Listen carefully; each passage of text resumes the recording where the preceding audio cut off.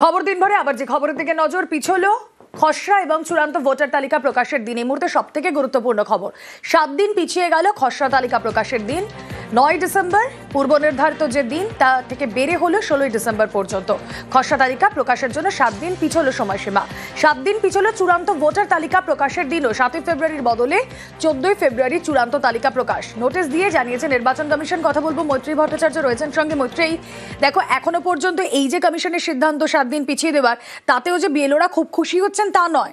তারা বলছেন এই 7 দিন সময়টাও যথেষ্ট নয়। নির্বাচন কমিশন কি বলছে?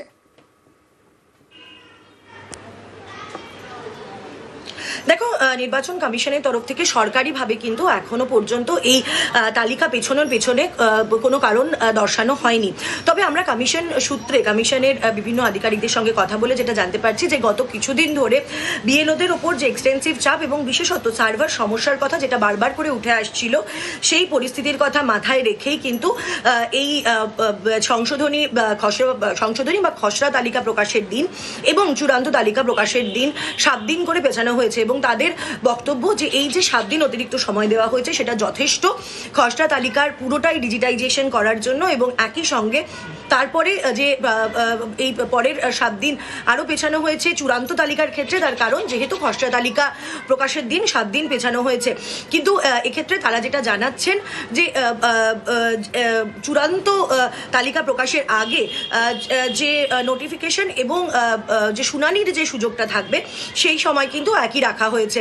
তবে প্রাথমিকভাবে মনে করা হচ্ছে যে বিভিন্ন রাজনৈতিক দলের তরফ থেকে বারবার করে রিপ্রেজেন্টেশন দেওয়া হচ্ছিল। তৃণমূল কংগ্রেসের তরফ থেকে সংসদীয় প্রতিনিধিরা তার আগে রিপ্রেজেন্টেশন দেন এবং তার সঙ্গে সঙ্গে অন্যান্য রাজনৈতিক দলও কিন্তু এই বিএলওদের উপর দেখো মৈত্রী, নির্বাচন কমিশন এই কথা বারবার বলছিল যে ডিজিটাইজেশনের কাজ প্রপারলি হচ্ছে, সুতরাং পিছনোর কোনো প্রয়োজন নেই। তাহলে এই 7 দিন সময়সীমা বাড়িয়ে নির্বাচন কমিশন কি পক্ষান্তরে মেনে নিল যে হ্যাঁ সমস্যা ছিল?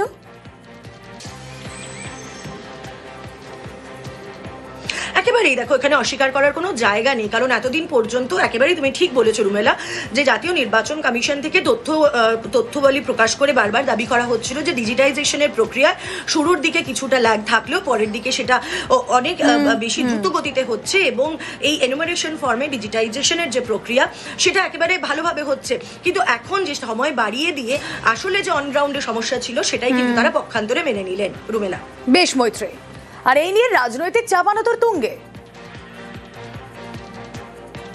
যে কোনো পদ্ধতিতে নির্বাচন কমিশন হোক বা যে অন্য কেউ হোক, যখন একটা কাজ হয় সেই কাজ যখন চলতে থাকে, চলার পর বা ইমপ্লিমেন্ট হওয়ার পর তার অ্যাসেসমেন্ট হয়।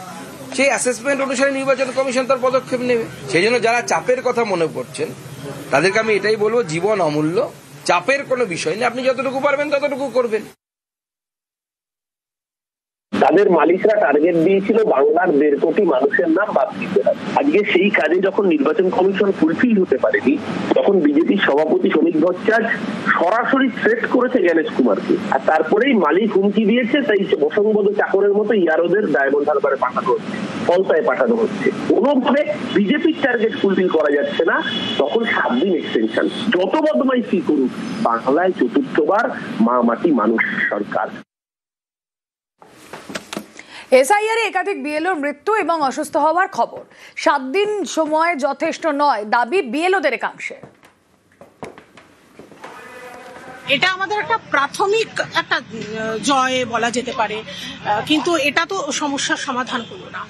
7 দিনে আমরা প্রায় অলমোস্ট 2 বছরের একটা কাজ, সেটা 7 দিন বাড়ানোটা আমাদের কাছে এটা ঠিক সমাধান বলে আমি অন্তত মনে করছি।